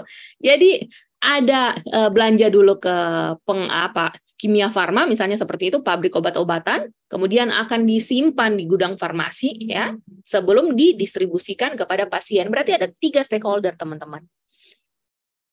Jadi seperti itu. Nanti besok kalau ketemu soal ujian ya, kemudian opsi jawabannya ini adalah rantai pasok pendek, rantai pasok panjang, rantai pasok kompleks. Teman-teman langsung bayangkan ini pengadaan ini sumbernya, raw materialnya dari mana ya? Apakah kita langsung ke penyedia ya atau lewat mana? Nah, itu yang teman-teman bayangkan. Nah, jadi konsepnya seperti itu untuk bisa menjawab soal terkait karakteristik rantai pasok ini. Ya. Dan yang terakhir adalah rantai pasok kompleks. Kalau rantai pasok kompleks ini banyak sekali cabang-cabangnya ya. Misalnya ini contohnya ketika kita pemerintah daerah mendapatkan bantuan hibah dari luar negeri ya. Untuk mendapatkan hibah itu biasanya dananya disimpan dulu di mana gitu kan, di bank atau di apa semacam itu. Kemudian kita akses lagi ke sana, kemudian dari sana kita buatkan apa lagi gitu. Ya. Jadi prosesnya itu panjang, teman-teman. Nah, jadi seperti itu. Ya. Nah, itu adalah contoh-contoh dari karakteristik rantai pasok organisasi pemerintah. Nah. Kemudian penerapan manajemen rantai pasok dalam pengadaan barang jasa. Nah, ini lagi kisi-kisi yang keberapa ya? Kelima kayaknya ya. Ini kalau yang mencatat ini tahu ini yang keberapa. Nah, ini lagi kisi-kisi soal ujian, teman-teman, yang sering ditanyakan ya. Pada saat ujian ya, itu level dalam manajemen rantai pasok ini untuk organisasi pemerintah. Jadi kita mengenal 3 level, ada level yang paling puncak, level yang di tengah-tengah ya, dan juga ada level paling bawah atau level pelaksana. Ya. Jadi yang namanya manajerial ini di pemerintahan kita kan ada pimpinan puncak kita. Itu ada kepala dinas ya, ada PA atau KPA. Di mana PA KPA ini mereka merupakan pengambil keputusan gitu. Jadi ketika kita melakukan manajemen rantai pasok ini di pemerintah, itu kan pasti kita akan minta izin dulu ke PA. Pak, ini usulan kami, Pak. Kami akan melakukan survei harga pasar misalnya. Menunggu persetujuan dari PA. Nah, berarti si PA ini yang kita sebut sebagai level strategis, teman-teman. Kemudian ada lagi yang namanya level taktis. Level taktis ini berada di tengah-tengah, ya. Nah, ini di sini penjelasannya yaitu berkaitan pemetaan paket pengadaan, kemudian manajemen kontrak, penyusunan skala prioritas kebutuhan, optimalisasi jaringan rantai pasok, manajemen persediaan. Kira-kira pelaku pengadaan yang mana ini yang berada di level taktis ini? Bisa disebutkan di kolom chat? Siapa kira-kira pelaku pengadaannya kalau level taktis? Siapa? Ayo, kemarin kita sudah pelajari PPK, ya, betul sekali. Dan ada level operasional, yaitu level pelaksana.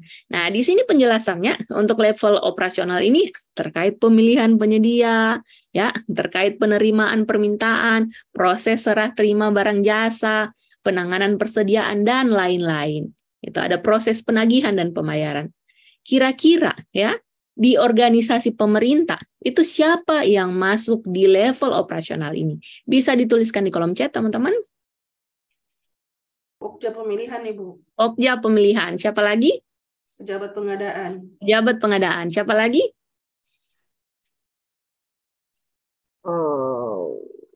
Ada PPTK, ya, bendahara juga bisa masuk sini. Jadi level atau tingkatan manajerial, ya, dalam manajemen rantai pasok pemerintah ini seperti ini, teman-teman. Hanya ada 3, hanya ada strategis yang paling atas, taktis yang di tengah-tengah, dan operasional yang paling bawah. Gitu ya. Nah, itu jangan lupa dicatat.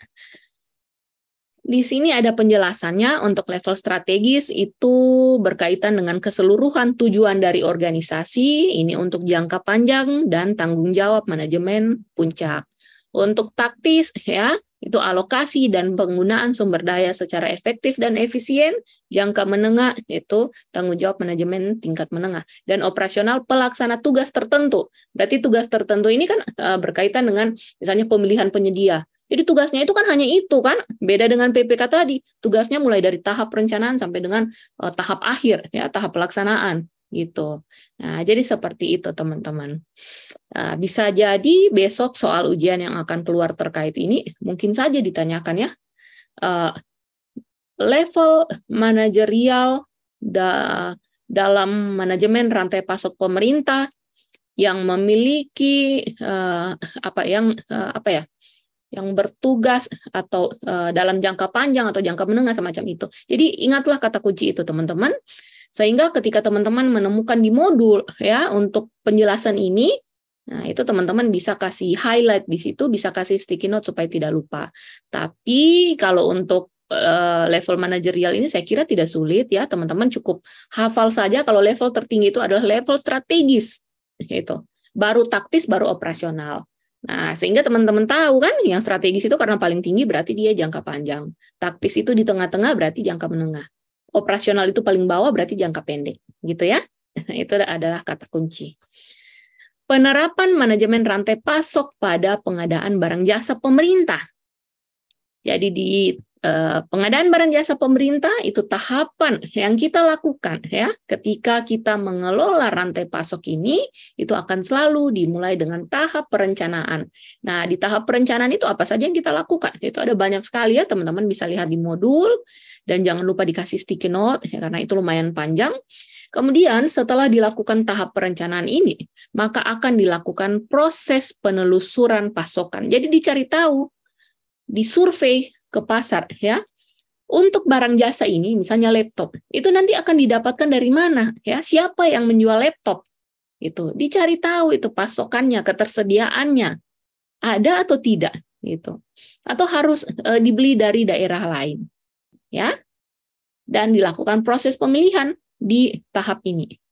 Kemudian tahap produksi, yaitu tahap transportasi dan distribusi, manajemen pergunangan bila ada, ya, serah terima barang jasa. Dan kalau untuk barang itu ada yang namanya penggantian atau penukaran ya. Kalau untuk konstruksi ada namanya perbaikan ya, diminta untuk memperbaiki teman-teman. Jadi seperti itulah tahapan dalam manajemen rantai pasok pemerintah. Ini penjelasannya ya, teman-teman bisa baca. Ini yang dilakukan di tahap sourcing dalam manajemen rantai pasok pemerintah. Ini juga teman-teman bisa baca ya.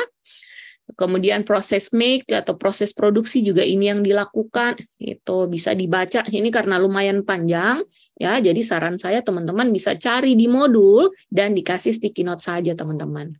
Itu cukup dibaca ya, tidak perlu dihafal, cukup teman-teman pahami saja alurnya seperti ini. Tahapan dalam manajemen rantai pasok pemerintah seperti ini. Ya. Nah, jadi seperti itulah materi dari manajemen rantai pasok. Ini memang tidak terlalu panjang materinya. Mulai di pembelajarannya di jam 8 ya, gitu, karena memang tidak panjang materinya. Nah, untuk materi manajemen rantai pasok ini, mungkin ada hal-hal yang ingin teman-teman diskusikan, silakan bisa disampaikan di kolom chat. Ya, atau bisa langsung bertanya ya, atau mungkin ada pengalamannya di kantor masing-masing ketika melakukan survei harga pasar atau melakukan proses-proses SCM gitu. Silakan teman-teman bisa disampaikan. Ini kalau tidak ada komentar berarti sudah paham semua ini. Sudah paham semua. Kalau sudah paham tadi alur-alurnya ya, sudah jelas yang saya paparkan tadi, tolong dong kasih feedback di kolom chat teman-teman, biar saya tahu kalau teman-teman ini mulai memahami alur dari proses manajemen rantai pasok itu. Gimana, mulai paham? Atau ada yang perlu saya perjelas dari materi tadi? Mbak Nita sudah clear? Yang lain gimana? Oke, sudah clear Mas Rohman ya? Nah, ini takut salah lagi. Mbak Vita oke, Mbak Cia paham, yang lain gimana? Pak Hasan oke? Yang lain lagi gimana? Jangan malu-malu kalau masih bingung. Ini saya menduga-duga Mbak Nisa lagi mencari soal ini untuk kita bahas. Oke, jadi sudah paham semua ini. Ini Mbak Nisa ketawa, berarti betul ini. Oke, jadi karena sudah paham, teman-teman kita coba tes materi dulu ya untuk manajemen rantai pasok ini. Kita akan kembali lagi ke Slido. Silakan dibuka slido.com dengan kode 2513404. Ya, silakan teman-teman masuk ke Slido. Kita akan memulai kuisnya. Ini saya mau evaluasi ini betul sudah paham ini atau setengah paham ya. Nah, kalau sudah paham ini sudah bisa dapat skor bagus dong di evaluasi ini. Oke, 3 orang sudah bergabung.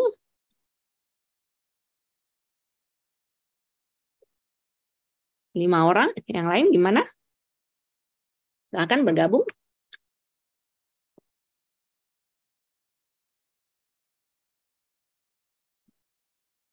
Oke, yang belum bergabung silakan bergabung. Ini malam ini agak banyak peserta ya. Oke. Ayo masuk ke slido.com, langsung kasih masuk kodenya ya, 2513404, atau teman-teman bisa langsung scan barcode yang ada di sini. Oke. Ini sudah banyak yang bergabung ya. Yang lain masih ada yang belum bisa join?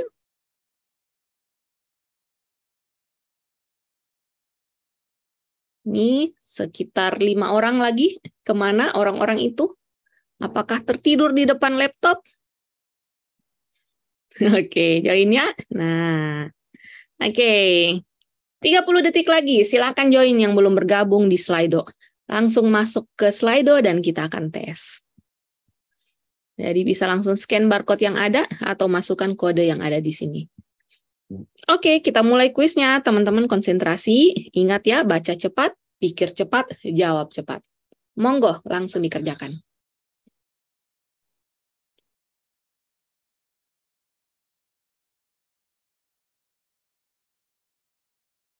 Oke, tadi ini sudah kita bahas ya. Yang ditanyakan sini yang bukan termasuk siklus manajemen rantai pasok.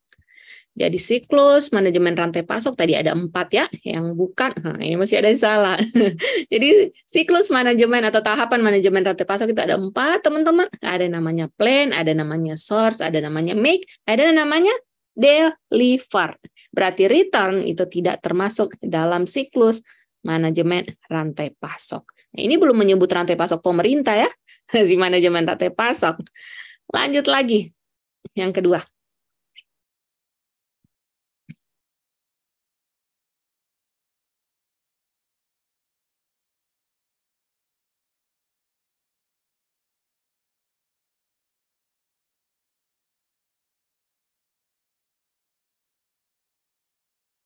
Oke, kita bahas ya.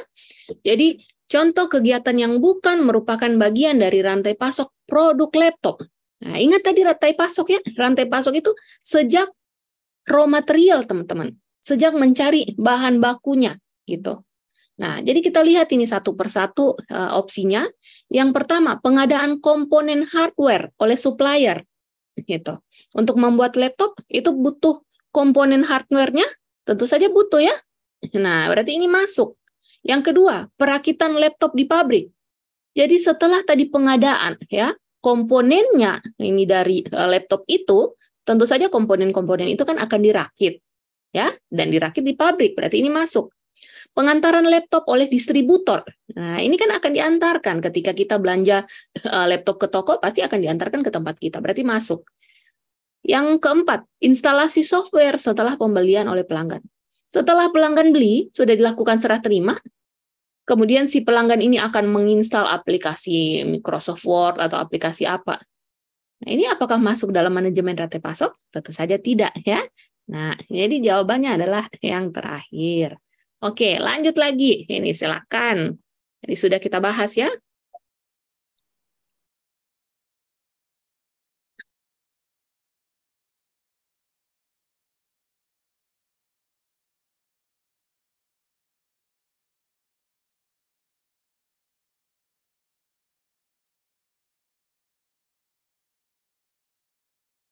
Oke, jadi tadi ada aspek dalam manajemen rantai pasok ya.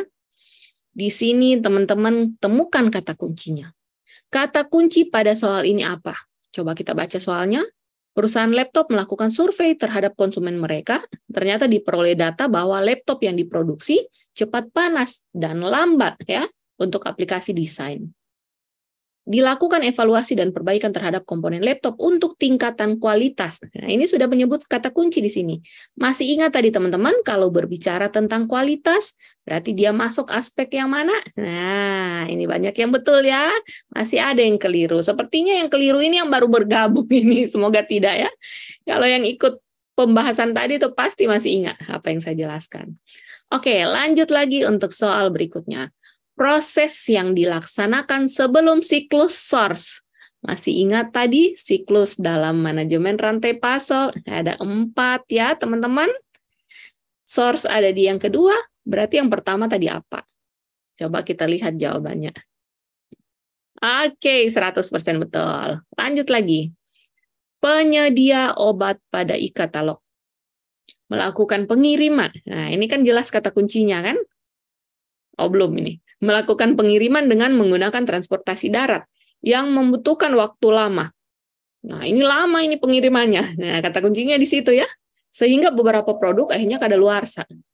Karena adanya komplain dari pembeli, manajemen mengubah pola pengiriman melalui angkutan udara. Nah, berarti masuk aspek mana ini? Itu kemampuan dalam ini ya mengirimkan itu, dalam melayani dengan cepat. Atau dalam merespon gitu ya. Tadi sudah kita bahas ini untuk respon gitu.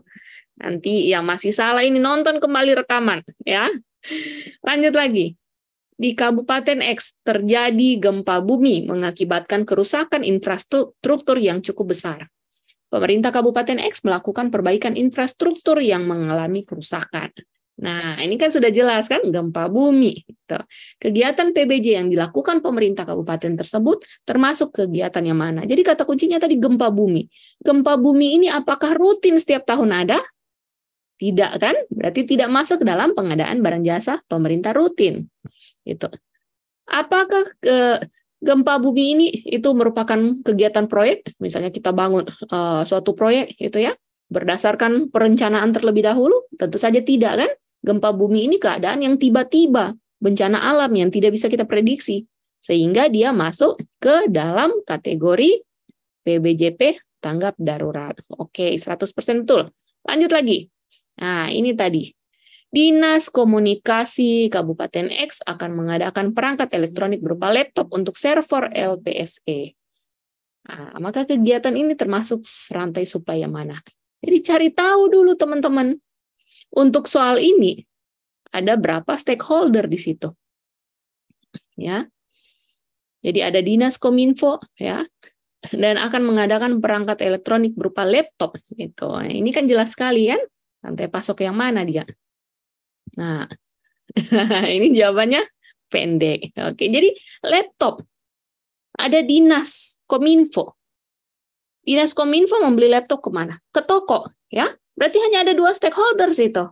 Kalau ada 2 stakeholder, Dinas Kominfo dan juga toko, berarti masuknya ke rantai pasok pendek, ya. Oke, lanjut lagi soal ke-8.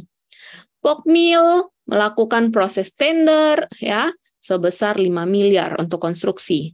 Pelaksanaan proses tender tersebut merupakan implementasi pada siklus manajemen rantai pasok yang mana? Ini proses pemilihan penyedia berarti kan? Itu kata kuncinya, proses tender. Berarti pemilihan penyedia. Maka dia masuk di siklus yang mana? Masih ingat tadi? Pemilihan penyedia ada di tahapan yang mana? Coba kita lihat. Cepat menjawab. Oke, masih ada yang salah di sourcing, teman-teman ya. Jadi plan itu tahap perencanaan. Sourcing itu kita menelusuri siapa calon penyedianya. Kemudian dilakukan pembelian di situ. Dilakukan pemilihan penyedia ya. Make itu tahap pelaksanaan kontrak.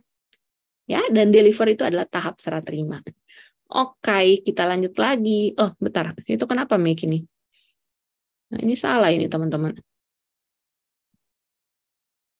Ini salah kasih kunci jawaban saya. Harusnya source ya jawabannya. Ini source yang betul. Nah, ini akan mempengaruhi hasil akhir ini. Bisa dirubah tidak ini ya? Bentar. Saya rubah dulu deh kalau gitu. Bentar ya, mana cara rubahnya ini? Untuk pertanyaan ke-8.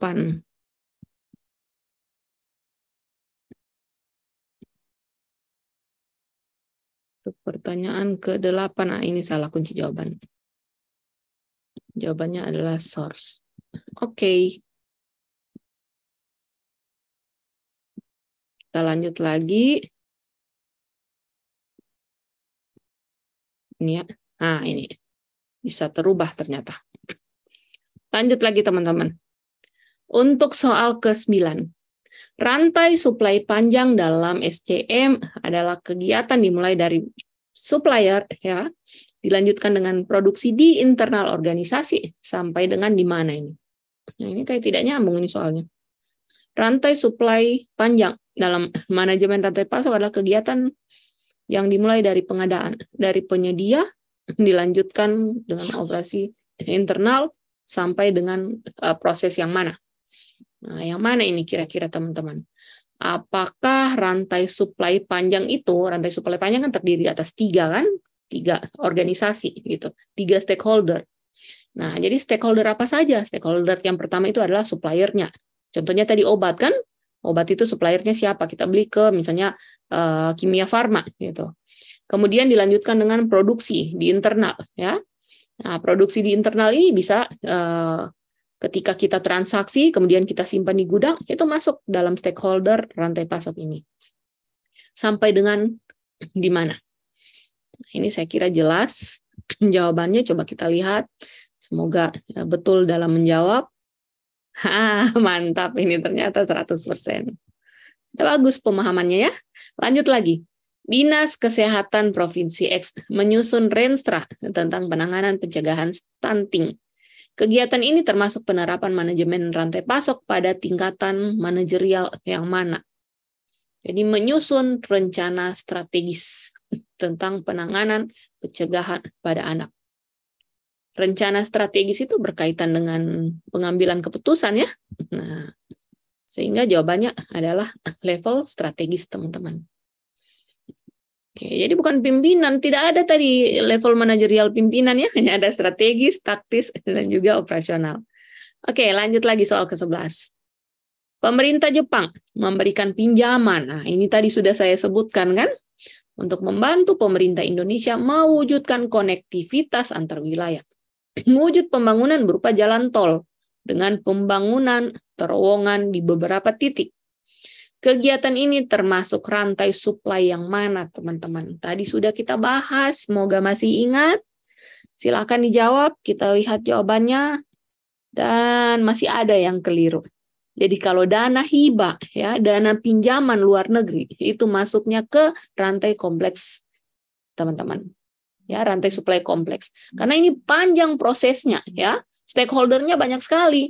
Ini dari negara Jepang, kemudian dia ke Indonesia, dia akan kirim mungkin melalui kantor cabangnya atau kedutaan atau semacamnya seperti itu. Kemudian ditransfer lagi ke rekening bank mereka mungkin seperti itu ya. Kemudian pemerintah harus melaksanakan pekerjaannya dulu gitu. Kemudian ketika akan dilakukan pencairan itu masih melalui manajemen itu finansialnya dan lain sebagainya. Jadi panjang prosesnya sehingga masuk ke dalam rantai pasok kompleks.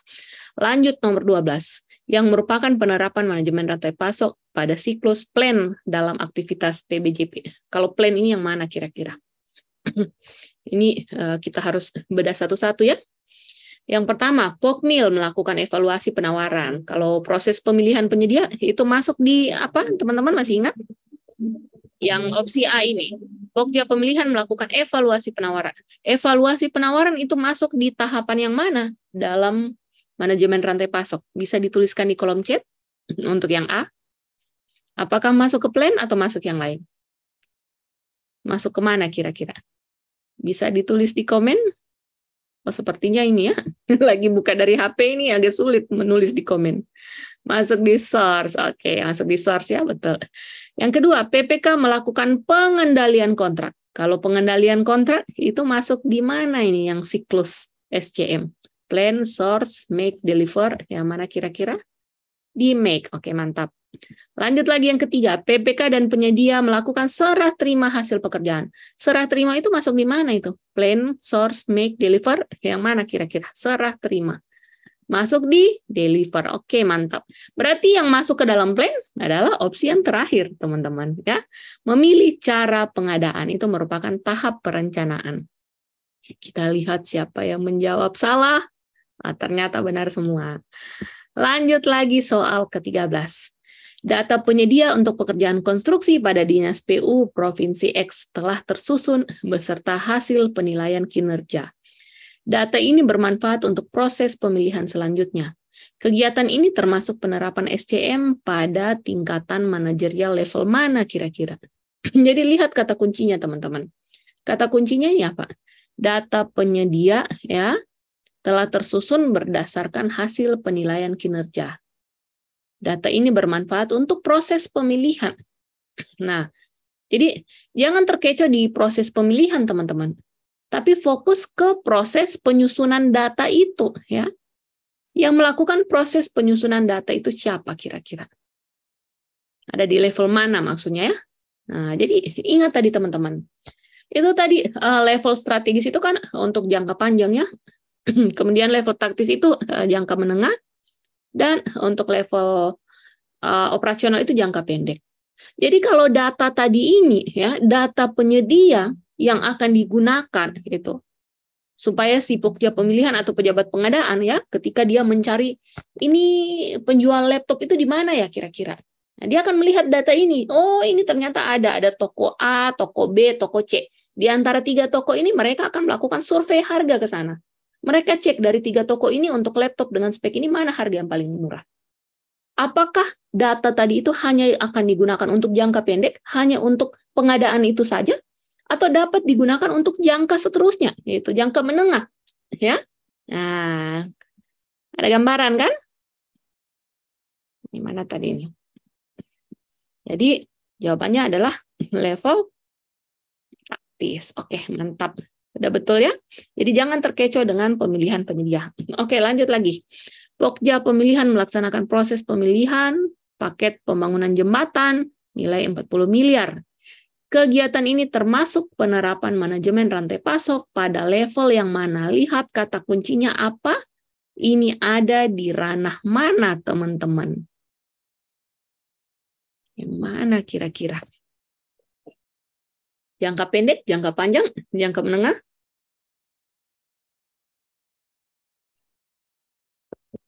Oke, kita lihat jawabannya ya, sudah dijawab.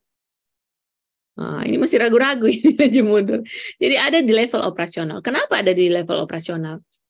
Karena proses pemilihan penyedia itu kan hanya dilakukan satu kali untuk paket jembatan ini kan? Gitu. Dan yang melakukan adalah pokja pemilihan. Pokja pemilihan ada di level operasional, teman-teman. Ya. Lanjut nomor terakhir. Kegiatan yang bukan termasuk aktivitas PBJP dalam siklus SCM untuk make. Nah, yang bukan. Yang mana kira-kira? Apakah melakukan proses produksi, pengendalian kualitas mutu, administrasi pergudangan, atau menetapkan rencana kinerja tahunan? Saya kira jelas sekali jawabannya. Kita lihat, ini masih ada yang salah, teman-teman. Ingat untuk make. Make itu kan produksi. Produksi di pabrik, ya. Setelah di pabrik, nanti kan akan dimasukkan ke gudang. Intinya, teman-teman, untuk siklus atau tahapan manajemen rantai pasok kan ada 4 tadi. Ada plan, ada source, ada make, ada deliver, ya. Nah, setelah make, itu ada deliver, teman-teman. Jadi make ini produksi di pabrik. Tapi di sini administrasi pergudangan. Sekarang gudang itu ada di mana? Apakah ada di make atau ada di deliver? Apakah gudang itu sudah masuk pengiriman? Tentu saja tidak, masih disimpan kan?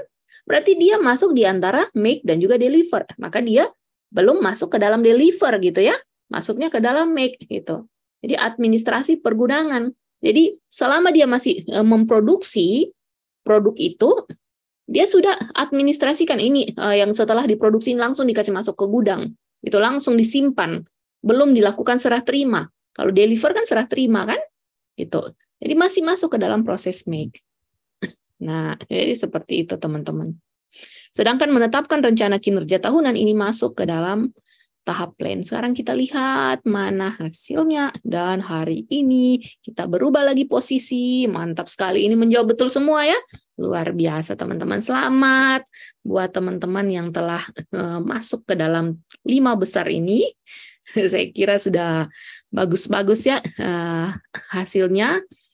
Yang salah juga tadi hanya beberapa saja, beberapa orang dan hanya di beberapa nomor saja.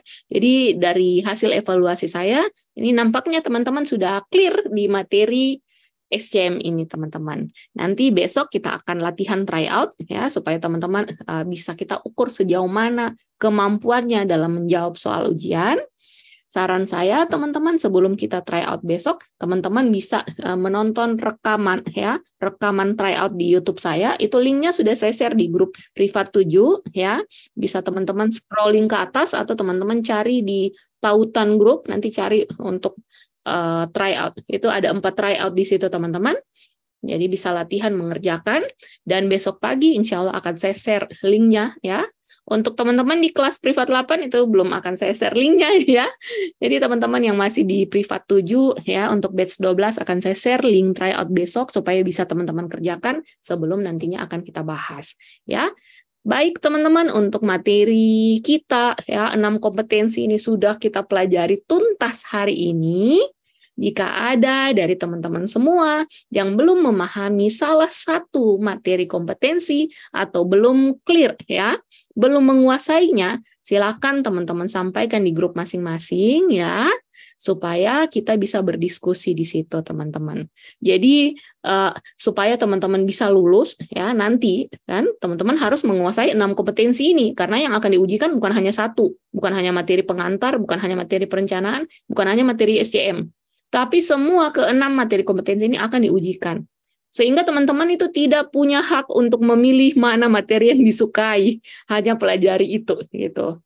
Ya, tapi pelajarilah ke-6-nya.